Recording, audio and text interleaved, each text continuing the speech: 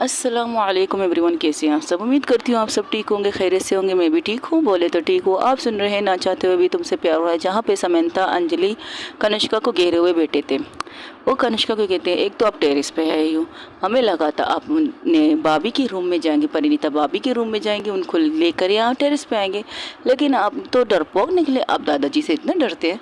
बात डर की नहीं है, बात रिस्पेक्ट की है। अच्छा, और आप रिस्पेक्ट कर रही थी। जहाँ तक मैं कनिष्का मेहरा को जानती हूँ, वो कनिष्का मेहरा और इस कनिष्का मेहरा में बहुत फ़र्क है दी। फ़र्क थे। अच्छा नहीं लगा तुम्हें अगर ये फ़र्क हो तो? नहीं, बहुत अच्छा है, बहुत अच्छा है। जिस तरीके से दादाजी ने कहा ना, आप दोनों को अलग रहना चाहिए आज रात के लिए, कल आप लोगों की फ़र्स्ट नाइट बनाएंगी। मैंने सोचा आप हंगामा करोगे, अब कुछ भी करके भाभी को अपने रूम में लेके जाओगे, लेकिन आपने ऐसा कुछ किया नहीं। क्यों? करना तो चाहती थी, करना चाहती थी, क्योंकि मेरे लिए ये सारी चीज़ें एक नॉर्मल चीज़ है। मैं इन चीज़ों को नहीं मानती। शादी हाँ हमने कर ली, ये पवित्र रिश्ता है। परिणीता इन चीज़ों को बहुत मानती है। परिणीता, मैं तो कहने ही वाला था दादाजी से कि मैं इन चीज़ों को नहीं मानती, मुझे मेरी बीवी चाहिए बस। जब मैंने सिर्फ एक नज़र परिणीता के पर डाला तो उसकी आंखों में ये था, अगर जो दादाजी कह रहे हैं सही है तो करो, वरना आप जो करना है आपकी मर्ज़ी। उसकी नज़रों ने जब मुझसे ये कहा ना, बाकी मेरी मर्ज़ी, तो मुझे ऐसा लगा कि वो सारी चीज़ें मुझ पर थोपना चाहती है। सारी चीज़ें, अगर मैंने कुछ कहा तो गलत भी कहेगी, मुझे पता है, लेकिन वो सारी चीज़ें मुझ पर छोड़ के मेरा फैसला सुनना चाहती थी। और मैंने यही फैसला किया जो दादाजी ने कहा। मैंने गुस्से में आके अपने रूम में आके, सिंपल सी बात है। और वैसे भी उसके बगैर एक पल भी नींद नहीं आती। वो एक गाना है ना, सानू एक पल चैन न आवे, सानू एक पल चैन न आवे, ओ सजना तेरे बिना, ओ सजना तेरे बिना। बस यही बात है। ओके, और जो मैंने गाना लगाया था वो कौन सा था? वो अभी आपको अच्छा नहीं लगा? कौन सा? करवटे बदल बदल, हाँ वो भी गुनगुना दीजिए, वो वाला। करवटे बदल बदल, करवटे बदल बदल, रात कटती है दिल में, एल चल जाने मन, जाने मन, जाने मन, जाने मन। इस तरह तो रात के ऊपर बहुत से गाने। अच्छा, और कौन सा गाना? एक गाना तेजाब मूवी का, अनिल कपूर का, समंता कहती, कौन से? अरे वही ये गाना ना तेजाब का, सो गया ये जहां, सो गया आसमां, सो गई ये जहां, सो गया आसमां, सो गई ये सारी मंजिलें, ये सारी मंजिलें, सो गया है रास्ता। बकवास बंद रखो, तुम लोग यहाँ गाना सुनाने के लिए आए थे मुझे? अरे हम आपको इंटरटेन करने के लिए आए थे दी। सोचा था आप पूरी रात जागोगे, इससे अच्छा नहीं है हम आपके साथ बैठ के बातें करें। तब वहाँ पर एंट्री होती है शिल्पा की, मैं आप लोगों को ज्वाइन कर सकती हूँ। अरे वाह, वो गाना है ना, कौन सा गाना? लुट गए, हाँ लुट गए, हम लुट गए हैं तेरी मोहब्बत में, तड़प तड़प के इस दिल से आह निकलती रही, तुझको सजा भी प्यार की, ऐसा क्या गुनाह किया तो लुट गए, लुट गए, तो लुट गए हम तेरी मोहब्बत में। अच्छा, तो इसके मेरे भी सुन लो। अजब इश्क यारा, पल दो पल की खुशियाँ, गम के खजाने में लुटे हैं फिर, मिलती है तन्हाइयाँ, कभी आंसू कभी शिकवे कभी साए, तेरा चेहरा नजर आए। बस खत्म करो। क्या तुम लोग क्या अंताक्षरी खेल रहे हो मेरे साथ? अरे वैसे तुमने समंता ये गाना क्यों गाया, लुट गए वाला? अरे अब इस फिलहाल तो मैम शिल्पा मैम पर शूट कर रहा है बॉस, इसलिए मुझे पता नहीं, इन्हें देखकर ये सॉन्ग याद आया। वेरी फनी ये सॉन्ग, और कंप्लीट तुम्हारी गर्लफ्रेंड ने कर लिया। मुझे सलाह देने के बजाय, मेरी हिम्मत बढ़ाने के बजाय मुझे लुटा रहे हो तुम दोनों। वैसे आप कंफर्म कीजिए, आप क्या चाहते हो, फिर हम आपको सलाह दे सकते हैं, मशवरा दे सकते हैं। तुम सब के सब यहाँ आओ, दिस नोट पे दुल्हन को अकेला छोड़ जाओगी, हम भी आप लोगों को ज्वाइन करें। अंजलि काजल भी आ जाते तो कहती, उन सबको देख कर कहती तुम सब लोग यहाँ हो तो परिणीता को अकेला क्यों छोड़ा तुम लोगों ने, तुम लोग पागल हो क्या, मेरी कहीं तमाशा चला कि तुम सब लोग मुँह उठा के मेरे पास आ गए।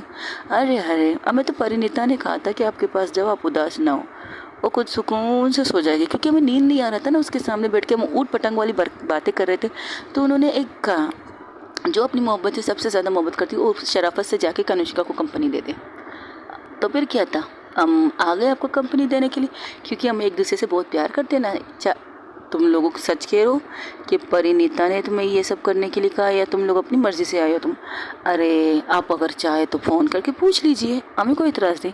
अच्छा तो वो नहीं आई है? वो कौन, दादाजी? वो तो सो रहे हैं। नहीं वो अरे अंकल आंटी वो तो सब सो रहे हैं भाई।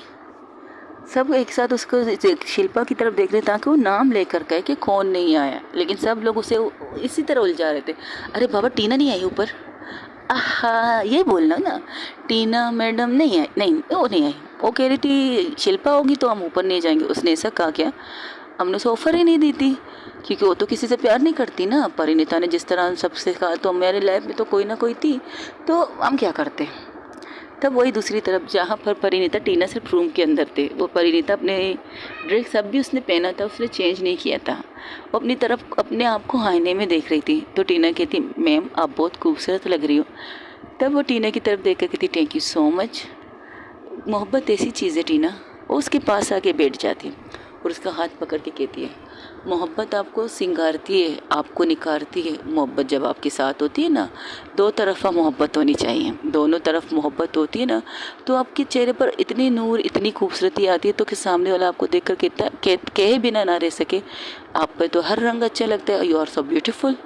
तो मैं कह सकती, हम जो प्यार में रहेंगे ना, वो कहते हैं ये तो हमारी मोहब्बत का रंग है, उनका रंग तो हम पर चढ़ा है, उनके रंग की वजह से हमें इन पर निखार आया है, हम ये कह सकते हैं। ये तो बहुत बड़ी बात है मैम। हाँ बड़ी बात है, क्यों नहीं है, जब आपकी मोहब्बत आपके सामने हो। हाँ मुझे एक चीज़ की कमी लग रही है, लेकिन मुझे पता है कनिष्का इस चीज़ की भी कमी को पूरी कर देगी। और भी बातें कर रहे थे, तब उनके रूम में एक सर्वेंट आता है। ओ मैम, हाँ कहो क्या वो मैम, वो हाँ बोलो क्या, वो पार्लर से एक लड़की आई है, रात के 2 बजे लड़की। सीरियसली? नहीं वो घर से आई है, उन्होंने कहा वो आपको मेहंदी लगाने आई है, कनिष्का मैम ने कहा है, उन्हें किसी शायद वो जानने। तब वो कहती उसे अंदर ले आओ। तो टीना की तरफ देखती, टीना हैरान थी। वो लड़की आती है, कहती मैं आपको मेहंदी लगाने, किसको लगाने आई हूँ? मुझे। हाँ अब तो सरपहा दुल्हन बनी हुई है, आपको मेहंदी लगानी है? हाँ लगा सकती हूँ, ऐसे लगाई कि मेरे कपड़े भी ख़राब ना हो और मेरा श्रृंगार भी ख़राब ना हो।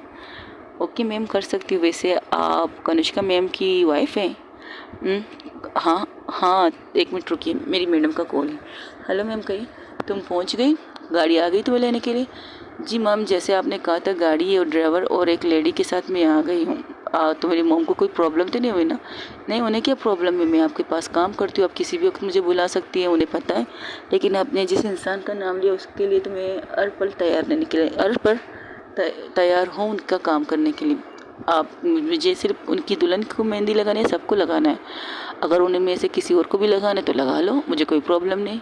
अगर तुम्हें प्रॉब्लम नहीं हो तो नहीं, मेरे साथ मेरी सिस्टर आई, उसे भी मेहंदी आती है, इसलिए पूछ रही थी। ठीक है तो मैं कनिष्का मैम से बात करती हूँ, अगर वो कहेंगी तो मैं देखती हूँ क्या होता है। ठीक है तो वो कनिष्का को फ़ोन लगाती। कनिष्का फ़ोन देकर कहती, हेलो हाँ पहुँच गई, कोई प्रॉब्लम तो नहीं हुआ ना? नहीं मैम कोई प्रॉब्लम नहीं हुआ, आप इनसे अपनी फ्रेंड फैमिली से किसी को पूछिए अगर मेहंदी वगैरह लगानी, क्योंकि उसके साथ एक्स्ट्रा लड़की आई है तो वो ऐसे बैठ नहीं सकती ना। ओके मैं पूछती हूँ। ठीक है ओके ठीक। क्या हुआ? ओ मेहंदी वाली आई है कि क्या? कौन वाली आई है? मेहंदी वाली। आप मजाक कर रही हो? रात के 2 बजे आपने किसकी नींद ख़राब की है कनिष्का दी? वो मेरी मर्ज़ी ना, मेरी बीवी ने मुझसे कोई फरमाइश की और मैं उस पर फरमाइश पूरा ना करूँ तो ऐसा कभी हो सकता है? और वैसे भी जिससे मैंने बुलाया वो समंता की बहुत अच्छी दोस्त है। जैसे ये की थी समंता जो नॉर्मल ड्रिंक पी रही थी, उसका कांसना स्टार्ट हो जाता है। तो उसके पास बैठी थी अंजलि उसका कॉलर पकड़ के मरोड़ के कहती, कौन है, किसकी बात कर रही थी? किसे तुम जानती हो जो रात के 2 बजे भी सर्विस देने के लिए तैयार है तुम्हारे नाम पे? अरे बाबू मेरा गला तो छोड़ो, क्या तुम अपनी बहन की बातों में आकर मेरे कॉलर को इस तरह मरोड़ के मेरा गला पकड़ चुकी हो यार। सांस लूँगी तो बताऊँगी ना तुम्हें कि मैं कौन है वो, पूरी तरह बताओ, वरना इसी तरह तुम्हारे मरोड़ते मरोड़ते तुम्हारे गले का नस दबा दूँगी। बाप देखो मेरी जान, ऐसी बात नहीं करते मैं तुम्हारे। तब वहाँ से कनुष्का कहती है रिलैक्स रहो, वो बहुत अच्छी पोलर चलाती है, बहुत सी डिज़ाइनर बहुत से मॉडलों को तैयार कर चुकी है वो। उसका बहुत बड़ा बुटीक है, बुटीक मतलब सैलून, मेकअप वाला सैलून, बुटीक नहीं कह सकते, वो ड्रेस का होता है, वो सैलून है। तो नाम बताते तो अंजलि कहती मजाक कर रहे हो आपने इस इस पोलर से मेहंदी वाले को बुलाया? हाँ क्यों, तुम जानती हो? अरे हम सबका सपना था एक टाइम पर हम इस यहाँ से दुल्हन बन के तैयार हो जाएं। तो क्या हुआ, तुम लोग जब भी दुल्हन बनोगी ये जिम्मेदारी मेरी, जिस पोलर से कहो जिस सैलून से कहो मैं तुम्हें वहाँ से तैयार करके लाऊंगी। वहाँ की लड़की है ये, तो उसको एक लड़की को ऊपर बुला लीजिए, अब मेहंदी लगाने के लिए तैयार है। तुम सब लोग तैयार हो? हाँ हाँ हम सब तैयार है। तो ठीक है जाओ फिर पूजा परी के रूम में जाओ, वहाँ पर बैठ के मेहंदी लगा लो। नहीं नहीं ऐसे कैसे, ऐसे कैसे, हम आपको अकेले भी तो नहीं छोड़ सकते। देखो जाओ मैं जो कह रही वो करो। तब समंता कहती बॉस ठीक कह रही, उन्हें हमें सबको चलना चाहिए। ओके ये कहकर सब चल जाते हैं। तो कनिष्का थोड़ी देर बैठती, शिल्पा उसके पास बैठती, वो कहती तू नहीं जाएगी क्या? जाके करूँगी भी क्या, जैसे देखने की ख्वाहिश दिल में है वो तो मुझे देख कर ही उठ जाएगी। इससे अच्छा मैं भी तुम्हारे साथ बैठ के यहाँ पर तारे गिनती रहूँ, कितने तारे हैं कितने चाँद हैं। एक्सक्यूज़ मी, चाँद एक ही होता है? हाँ चाँद एक ही होता है, तारे हज़ारों होते, लाखों होते, करोड़ों होते हैं। वैसे हम दोनों कामयाब बिजनेसमैन हैं, शिल्पा कहती। हाँ इसमें तो कोई शक नहीं, लेकिन तुम उनसे मिली नहीं जिनसे तुम मिलना चाहती थी। अरे हाँ यार, टीना के चक्कर में सब कुछ भूल चुकी है। वो कहाँ है, चलो मेरे साथ। उसे लेकर अपने गाड़ी में बैठती हूँ और वहाँ से निकल जाती है थोड़ी देर के लिए। तब वो लोग कहते अरे ये दोनों कहाँ चले गए? शिल्पा ने नॉर्मल कपड़े पहने थे, लेकिन कनुष्का मेरा ने नया ड्रेस पहना था, तो वो एक कूड़ी लेकर पहन लेती है और खुद को अच्छी तरह से परफेक्ट करके निकलती है वहाँ से। वो वहाँ से निकलती है, वहाँ से दूर जाते हुए बस चंद कुछ मिनट का फासला कहो, 10-15 मिनट की दूरी कहो, तो एक घर के सामने रोकते कहते चलो अंदर आओ। उसे लेकर वहाँ जाती जहाँ पर चारों तरफ गार्ड्स खड़े थे। अंदर आती जैसे वहाँ देखती, वहाँ का नज़ारा देखकर एक पल के लिए शिल्पा शौक थी, क्योंकि वो लोग सही सलामत तो नहीं थे। तब शिल्पा कनिष्का की तरफ देखकर कहती है इन्हें तो तुमने पहले से धो दिया है और मेरे धोने के लिए बचा क्या? एक्चुअली ना तुम्हारा हिसाब किताब बात का है, पहले मेरा हिसाब किताब पड़ता है ना, तो मैंने पहले अपना हाथ साफ करवा दिया, अब तुम्हारी बारी। मुझे हाथ साफ नहीं करना, बस एक सवाल पूछनी थी। और सीधा जाके उसका कॉलर पकड़ती, वो तो बिल्कुल ज़ख्मी हालत में, खून से लथपथ, हाथ पाँव हड्डी मसली टूट चुका था उस इंसान का, रॉकी का। तो उसे खड़ा करके सिर्फ इतना कहती है मेरी लाइफ में आने की वजह बताओ। वो कहती मैं तुमसे प्यार नहीं करता था, मैं तुम्हारी दौलत के लिए पड़ा था तुम्हारे पीछे। मेरी गर्लफ्रेंड ये है, और जिस लड़की के साथ उसे उठा के लाए थे उस लड़की को भी उसके सामने पेश करते हैं, ये मेरी गर्लफ्रेंड है, इसने मुझसे कहा था कि उसे पैसे चाहिए और मेरे साथ रहने की यही शर्त है, वो बिना पैसों के साथ मैं उसकी फरमाइश पूरी नहीं करता था। तो तुम किसी भी लड़की की ज़िंदगी बर्बाद कर सकते हो, ये कहकर उसे कस के थप्पड़ मारती। वो तो खड़े होने के लायक भी नहीं था और ज़मीन पर चट गिर जाता है। तब शिल्पा फिर से उसे उठा के कहती है तुम्हारी वजह से मैंने इतने साल इतने वक्त अपने इस पार्टनर के साथ दुश्मनी मोड़ ली, जिसकी कोई गलती नहीं थी, जिसकी कोई भी गलती नहीं थी, सब कुछ तुम्हारा वजह से हुआ था, सब कुछ। ये कहकर वो एक डंडा लेती है, उसे मारने लगती है। मारते मारते वो फिर बेहोश हो जाता है, वो लड़का फिर से बेहोश होता था और फिर उन लोगों की तरफ आती है जो उसके पास काम करते थे। उनकी हालत भी ठीक नहीं थी, उनकी भी हालत कनिष्का ने बहुत अच्छी तरह से उनकी खातिरदारी की थी। उन्हें देखकर सब एक साथ उसके पाँव में पड़ जाए तो कहते मैडम हमसे गलती होगी, मैडम हमसे गलती होगी। तब वो शिल्पा क्या करती है, शिल्पा वही डंडे से उन्हें मारना स्टार्ट करती है जिस डंडे से वो अपने एक्स बॉयफ्रेंड को मार चुकी थी।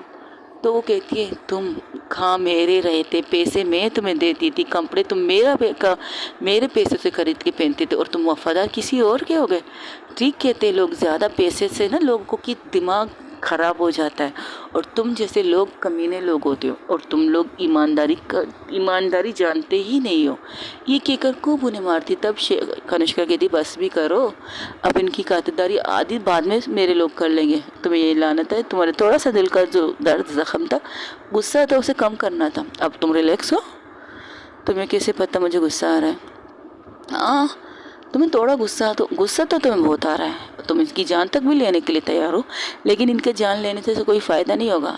पता है क्यों? क्योंकि अगर तुमने इनकी जान ली ना तो प्रॉब्लम ये होगी कि तुम्हारा गुस्सा तुम्हें जेल में पहुंचा देगा, अगर ये इनमें से कोई भी मरा तो। अब ये लोग सज़ा काटेंगे आराम से। जब तक तुम चाहो ये मेरे मेहमान बन के रहेंगे, तब तक ये मेरे मेहमान बन के रहेंगे। जिस दिन तुमने कहा मैं इन्हें छोड़ दूँ, पुलिस के हवाले कर दूँ, उसी दिन मैं उसी वक्त पुलिस के हवाले कर दूँ।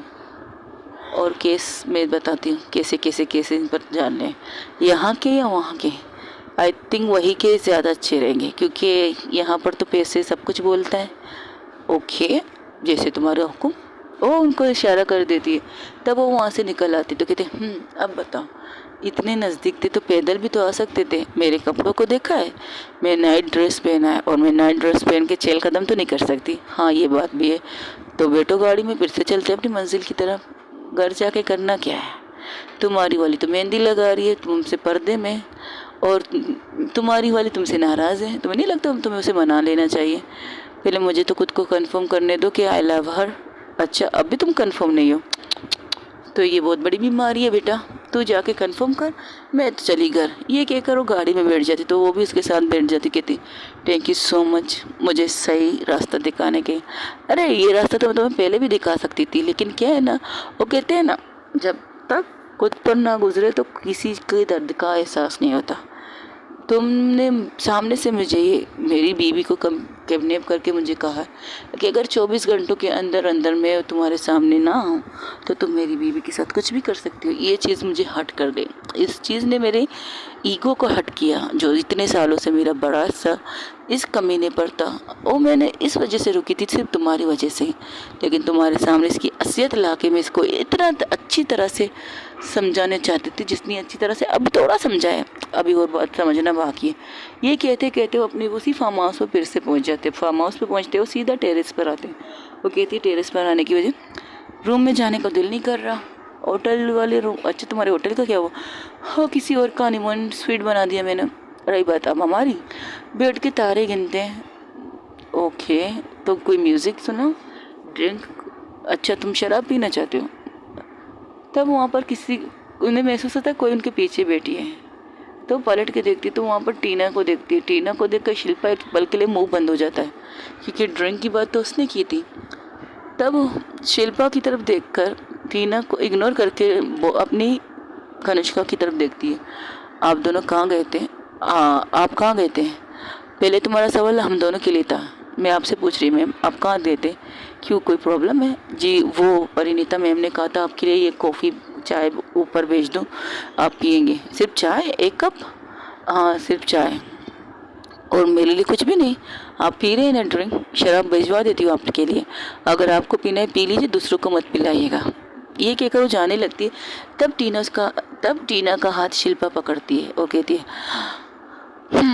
ठीक है बैठो, यहाँ बात करते हैं, मुझे तो आपसे बात नहीं करनी। देखो, तुम्हारी मोम ने भी मुझे माफ़ किया है, मेरी मोम ने माफ़ किया, मैंने नहीं माफ़ किया। आपकी वजह से, मेरी वजह से तुम्हारे डैड को कुछ नहीं हुआ है, ये भी तुम्हारी मोम ने मुझे बताया। और इस चीज़ से मैं निकल चुकी हूँ, इस गिल्ट से मैं निकल चुकी कि तुम्हारी